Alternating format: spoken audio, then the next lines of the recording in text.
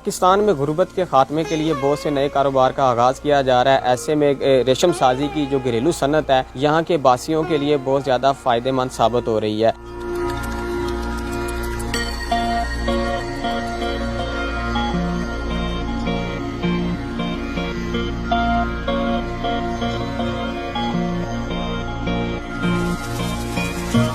Nadreen, मैं इस वक्त मौजूद हूँ छांगा मांगा शहतूत के जंगल में। नादरीन, महकमा जंगलात की तरफ से यहाँ पर जंगल में 4 लाख शहतूत के दरख्त लगाए गए हैं। यहाँ के लोग किस तरह इन फलदार दरख्तों के पत्तों से घरेलू सन्नत रेशम साजी किस तरह वो करते हैं, आइए आपको दिखाते हैं। ਇਹ ਸੈਰੀਕਲਚਰ ਵਾਲੇ ਆਂਡੇ ਦਿੰਦੇ ਨੇ, ਆਪਣਾ ਕੀੜਿਆਂ ਦੇ ਬੀਜ ਦਿੰਦੇ ਨੇ ਇੱਥੇ ਘਰਾਂ ਦੇ ਵਿੱਚ। ਉਹ ਫਿਰ ਕੋਈ 35-36 ਦਿਨ ਚ ਤਿਆਰ ਕਰਦੇ ਨੇ, ਉਹਨਾਂ ਨੂੰ ਪੱਤੇ ਪਾਉਂਦੇ ਨੇ, ਤਿਆਰ ਹੋ ਜਾਂਦੇ ਨੇ, ਟੂਟੀ ਵੱਲ ਜਾਂਦੇ ਨੇ। ਉਹ ਟੂਟੀ ਅਸੀਂ ਖਰੀਦਨੇ ਆ। ਉਹ ਟੂਟੀ ਖਰੀਦ ਕੇ ਅਸੀਂ ਤਕਰੀਬਨ 1200 ਤੋਂ 1300 ਰੁਪਏ ਕਿਲੋ ਖਰੀਦਨੇ ਆ, ਜਿੰਦਾ ਇੱਕ ਪੈਕਟ ਦਾ ਵਜ਼ਨ ਹੋ ਜਾਂਦਾ ਤਕਰੀਬਨ 35 ਤੋਂ 40 ਕਿਲੋ ਉਹਨਾਂ ਦਾ ਵਜ਼ਨ ਹੋ ਜਾਂਦਾ। ਠੀਕ ਠਾਕ ਪ੍ਰਾਫਿਟ ਉਹਨਾਂ ਨੂੰ ਮਿਲ ਜਾਂਦੀ। ਔਰ ਉਸਕੇ ਬਾਅਦ ਅਸੀਂ ਇਹਨੂੰ ਸੁਕਾ ਕੇ ਫਿਰ ਇਹਦਾ ਧਾਗਾ ਤਿਆਰ ਕਰਨੇ ਆ ਤੇ ਸਾਨੂੰ ਵੀ ਮਾਸ਼ਾਅੱਲਾ ਕਾਫੀ ਰੋਜ਼ੀ ਮਿਲਦੀ ਹੈ ਇਹਦੇ 'ਚ।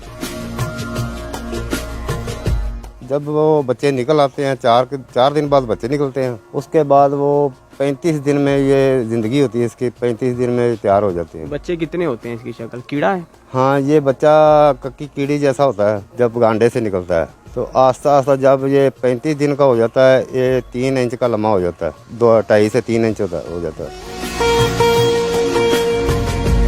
हाँ जी, ये कीड़े पाले ने ते टूटियां ਸੁੱਕਣੇ ਪਾਦੇ ਪੈ ਗਿੱਲੀਆਂ ਨੇ, ਇਹ ਪਰਮਟ ਫਿਰ ਬਣ ਜਾਂਦੇ ਨੇ। ਇਹ ਕਿਵੇਂ ਪਾਲਦੇ, ਇਹ ਕਿਵੇਂ ਲੈਂਦੇ ਲੁੰਦੇ? ਇਹ ਬੇਟਾ ਲੈਂਦੇ 20 ਲਿਆਂਦਾ ਸੀ ਮੇਰੇ ਬੱਚੇ ਨੇ। ਅੱਛਾ। ਤੇ ਉਹ ਫਿਰ ਇੱਕ ਪੈਕਟ ਸਾਰਿਆਂ ਕਰਾਂ ਦਿੱਤਾ, ਕੋ ਆਪ ਪਾਲੀ ਤੇ ਬਸ ਉਹ ਪਹਿਲਾਂ ਵੀ ਨੱਪਦੀ 10 ਦਿਨ ਉਹ ਲੀੜੇ ਲੂੜੇ ਚ ਵਲੇਟ ਤੇ ਰੂਰਾਂ ਚ ਵਲੇਟ ਤੇ ਗਰਮਾਈ ਆ ਜਾਂਦੀ। ਉਹ ਫਿਰ ਕੀੜੇ ਨਿਕਲੇ ਆਉਂਦੇ ਨੇ ਕੱਕੀਆਂ ਕੀੜੀਆਂ ਤਰ੍ਹਾਂ। ਤੇ ਫਿਰ ਉਹਨਾਂ ਨੂੰ ਪੱਤੇ ਲਿਆ ਕੇ ਉਸਲੇ ਨਿਕਲਦੇ ਪੈ ਹੁੰਦੇ ਨੇ, ਤੂਤਾਂ ਦੇ ਫੁੱਟਦੇ ਪੈ ਹੁੰਦੇ ਨੇ। ਉਹ ਲਿਆ ਕੇ ਤੇ ਕੈਂਚੀ ਨਾਲ ਕੱਟ ਕੇ ਤੇ ਇਹਨਾਂ ਨੂੰ ਪਾ ਦਈਦੇ ਨੇ। ਪੱਤੇ ਜੋ ਸ਼ਤੂਤ ਕੇ ਹੁੰਦੇ? ਪੱਤੇ ਸ਼ਤੂਤ ਕੇ। ਕਿੱਥੋਂ ਲੈ ਕੇ ਆਉਂਦੇ ਜੀ? ਜੰਗਲ ਚੋਂ। ਜੰਗਲ ਛਾਂਗਾ ਮੰਗਾ ਜੰਗਲ? ਛਾਂਗਾ ਮੰਗਾ ਜੰਗਲ, ਉੱਥੋਂ ਲਿਆਈਦੇ ਨੇ। ਤੇ ਹੌਲੀ ਹੌਲੀ ਪਹਿਲਾਂ ਚੁੰਡੀ ਲਿਆਈ, ਦੂਜੇ ਦਿਨ 2 ਚੁੰਡੀਆਂ, ਤੀਜੇ ਦਿਨ ਬਾਅਦ ਰੁੱਗ ਕੋ ਇਸ ਤਰ੍ਹਾਂ ਕਰਦਿਆਂ 8ਵੇਂ ਦਿਨ ਉਹ ਸੌਂ ਜਾਂਦੇ ਨੇ। ਉਸ ਤੇ ਫਿਰ ਕੁੰਜ ਲਾਉਂਦੇ ਨੇ, ਹੁਸ਼ਿਆਰ ਹੋ ਜਾਂਦੇ ਨੇ। ਫਿਰ ਉਹਨਾਂ ਨੂੰ ਪਾਈ ਦੇ ਨੇ 4-5 ਦਿਨ, ਫਿਰ ਪੱਤਰ ਪਾਈ ਦੇ ਨੇ, ਫਿਰ ਉਹ ਸੌਂ ਜਾਂਦੇ ਨੇ। ਫਿਰ ਉਹ ਸੌਂ ਕੇ ਤੇ ਕੁੰਜ ਲਾ ਕੇ ਤੇ ਫਿਰ ਤਿਆਰ ਹੋ ਜਾਂਦੇ ਨੇ। ਦੂਸਰੀ ਉੱਠ ਪੈਂਦੇ ਨੇ। ਫਿਰ ਅੱਗੋਂ 5-7 ਦਿਨ ਪੱਤਰ ਪਾਈ ਦੇ ਨੇ, ਫਿਰ ਤੀਜੀ ਸੌਂ ਜਾਂਦੇ ਨੇ। ਫਿਰ ਉਹ ਤੀਜੀ ਕੁੰਜ ਲਾਉਂਦੇ ਨੇ ਤੇ ਫਿਰ ਅੱਗੋਂ ਚੌਥੀ ਸੌਂ ਜਾਂਦੇ ਨੇ। 8-10 ਦਿਨਾਂ ਪਿੱਛੋਂ ਕਿਸੇ ਚੌਥੀ ਸੌਂਦੇ ਨੇ। ਉਹ ਫਿਰ ਉੱਠਦੇ ਨੇ, ਕੁੰਜ ਲਾਉਂਦੇ ਨੇ, ਫਿਰ ਉਹਨਾਂ ਨੂੰ ਪੱਤਰ 8 ਦਿਨ ਪਾਈ ਦੇ ਨੇ। 8 ਦਿਨਾਂ ਬਾਅਦ ਰੇਸ਼ਮ ਤਿਆਰ ਹੋ ਜਾਂਦਾ ਹੈ। ਤੇ ਫਿਰ ਉਹ ਕੀੜਾ ਅਸੀਂ ਆਨੇ ਵਿੱਚ ਚਮਕਦਾ ਪਿਆ ਸੀ ਉਹਨੇ ਤਰ੍ਹਾਂ। ਫਿਰ ਅਸੀਂ ਕੱਖ ਜੇ ਲਿਆ ਕੇ ਤੇ ਉਸ ਮੁੱਠੇ ਬੰਨ ਕੇ ਤੇ ਉਹ ਲਾ ਦਈਦੇ। ਫਿਰ ਉਹ ਕੀੜਾ ਦੇ ਵਿੱਚ ਵੜ ਕੇ ਤੇ ਧਾਗਾ ਬਣਾਉਣ ਲੱਗ ਪੈਂਦਾ। ਅੱਛਾ, ਇਹ ਸਾਰਾ ਸਿਸਟਮ ਪੂਰਾ 1 ਮਹੀਨਾ ਲੱਗ ਜਾਂਦਾ? ਆ ਮਹੀਨਾ ਲੱਗ ਹੀ ਜਾਂਦਾ ਹੈ। ਤੇ ਬੜੀ ਮਿਹਨਤ ਕਰਦੇ ਜੀ? ਮਿਹਨਤ ਬੜੀ ਕਰੀਦੀ। ਕੋਈ 2-2 ਪੱਤੇ ਪਾ ਤੇ ਕੋਈ 10 ਦਿਨਾਂ ਦੇ ਅੱਗਾ ਪਿੱਛਾ ਕਰਕੇ 2-2 ਪੱਤੇ ਪਾ ਲੈਂਦਾ, 3-3 ਪਾ ਲੈਂਦਾ। ਤੇ ਮਾਸ਼ਾਅੱਲਾ ਫਾਇਦਾ ਬੜਾ ਹੁੰਦਾ ਹੈ ਤੇ ਬੜੀ ਮਿਹਨਤ। ਇਹ ਕਦੋਂ ਦਾ ਤੁਸੀਂ ਸਿਲਸਿਲਾ ਤੁਹਾਡਾ ਹੁਣ ਹੀ ਸ਼ੁਰੂ ਕੀਤਾ ਹੈ, ਪਹਿਲਾਂ ਤੋਂ ਹੀ ਕਰਦੇ ਪਏ? ਨਹੀਂ, ਅਸੀਂ ਤਾਂ 40 ਸਾਲ ਹੋ ਗਏ ਨੇ ਇਸ ਕਰਦਿਆਂ ਨੂੰ। ਅੱਲਾਹ ਪਾਕ ਰੋਜ਼ੀ ਦਿੰਦਾ ਹੈ, ਖੁੱਲੀ ਦਿੰਦਾ ਹੈ। ਬੱਚੇ ਘਰ ਦੀਆਂ ਬੀਬੀਆਂ ਲੈ ਕੇ ਆਉਂਦੀਆਂ ਨੇ ਪੱਤੇ ਕੇ ਬਸ ਕਿਸੇ ਚੌਥੀ ਉੱਠਦੇ ਨੇ, ਉਸ ਬੀਬੀਆਂ ਵੀ ਜਾਂਦੀਆਂ ਰਹਿੰਦੀਆਂ ਨੇ। ਨਹੀਂ ਤਾਂ ਬੱਚੇ ਨੂੰ ਕਰ ਦਿੰਦਾ, ਉਹ ਤੋੜ ਲਿਆਂਦਾ ਹੈ।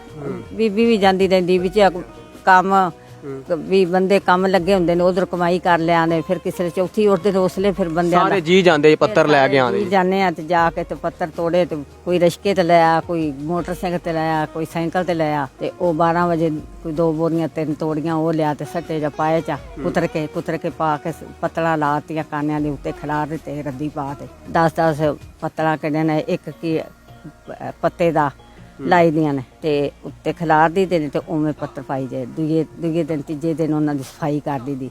ਉਹ ਤੋਂ ਕੀੜੇ ਚੁੱਕ ਤੇ ਥੱਲੇ ਕੀੜਾ ਕੱਢ ਦਿੱਤਾ, ਉਹਦਾ ਗੰਦ ਕੱਢ ਦਿੱਤਾ, ਵੋਕਰ ਮਾਰ ਕੇ ਤੇ ਫਿਰ ਕੀੜੇ ਖਿਲਾਰ। ਕਿ ਤੁਹਾਨੂੰ ਕਿੰਨੇ ਕੁ ਪੈਸੇ ਲੱਭ ਜਾਂਦੇ ਨੇ? ਰੋਜ਼ੀ ਰੋਟੀ ਚੱਲ ਜਾਂਦੀ ਹੈ? ਮਾਸ਼ਾਅੱਲਾ ਪੈਸੇ ਬਤੇਰੇ ਲੱਭ ਜਾਂਦੇ ਨੇ, ਕਮਾਈ ਬੜੀ ਜਾਂਦੀ। ਹਾਂ, ਫਿਰ ਆਦਾ ਵੇਚ ਸਟੀ ਦੇ ਨੇ, ਉਹ ਲੈ ਜਾਂਦੇ ਨੇ। ਉਸ ਤੋਂ ਬਾਅਦ ਕੀ ਕਰਦੇ ਨੇ? ਉਸ ਤੋਂ ਬਾਅਦ ਕਿਹੜੇ ਲੈ ਜਾਂਦੇ ਨੇ, ਉਹ ਫਿਰ ਬਣਾਉਂਦੇ ਨੇ, ਪੱਠੀਆਂ ਲੱਗੀਆਂ ਨੇ। ਅੱਛਾ। ਤਾਂਬੀਏ ਗੱਡੇ ਨੇ, ਉਹਨਾਂ ਥੱਲੇ ਅੱਗ ਬਲਦੀ, ਪਾਣੀ ਉਬਲਦਾ ਹੈ। ਫਿਰ ਉਹ ਚ ਪਾਉਂਦੇ ਨੇ, ਇਹਨਾਂ ਨੂੰ ਵਾਲਾ ਦਵਾ ਕੇ ਫਿਰ ਬਾਹਰ ਕੱਢ ਕੇ ਕੋਈ ਰੱਖ ਦਿੰਦੇ ਨੇ, ਕੋਈ ਖਿੱਚ ਲੈਂਦੇ ਨੇ।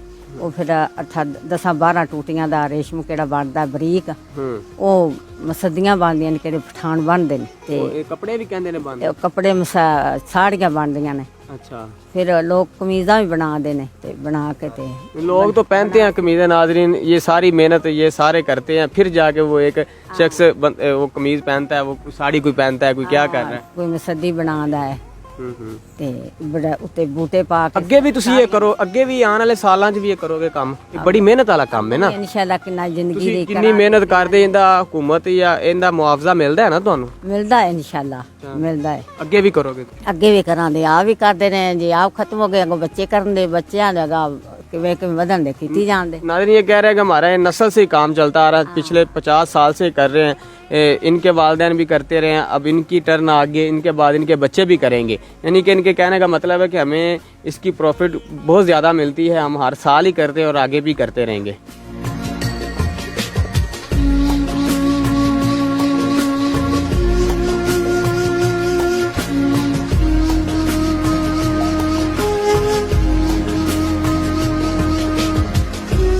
नाज़रीन, मेरे हाथ में ये जो आप देख रहे हैं, ये रेशम को कौन है, जो जिसको रेशम का जो कीड़ा होता है वो अपने आप को इस शक्ल में डाल लेता है। इसके बाद 35 दिन की मेहनत के बाद घरेलू जो ख़वातीन है उनका काम वो ख़त्म हो जाता है, यहाँ पे वो अपना मुआवजा हासिल कर लेती हैं। इसके बाद रेशम का काम शुरू हो जाता है, फिर इनको भट्टियों में लेकर उबाला जाता है। फिर इसके बाद और भी ज़्यादा प्रोसीजर है, वो वीडियोज़ में आप देख रहे हैं। और इधर के लोगों से, बासियों से मेरी बात हुई, तो बासियों का कहना है कि हम ये 40 साल से ये कारोबार कर रहे हैं, मज़ीद भी हम करते रहेंगे। हमारी नस्ल से ये काम चलता आ रहा है और हमें बहुत ज़्यादा फ़ायदा हासिल हो रहा है। और मज़ीद उनसे बात हुई, उनका ये भी कहना था कि अगर मौजूदा हुकूमत हमारे साथ ताउन करे तो हम इससे भी ज़्यादा कारोबार करेंगे और हम इससे भी ज़्यादा आवाम को फ़ायदा पहुँचाएँगे। इसका काम आखिर में यही होता है कि जो औरतें महंगी महंगी साड़ियाँ पहनती हैं, वो जो रेशम के कपड़े बनते हैं वो इसी रेशम के कीड़े से बनते हैं।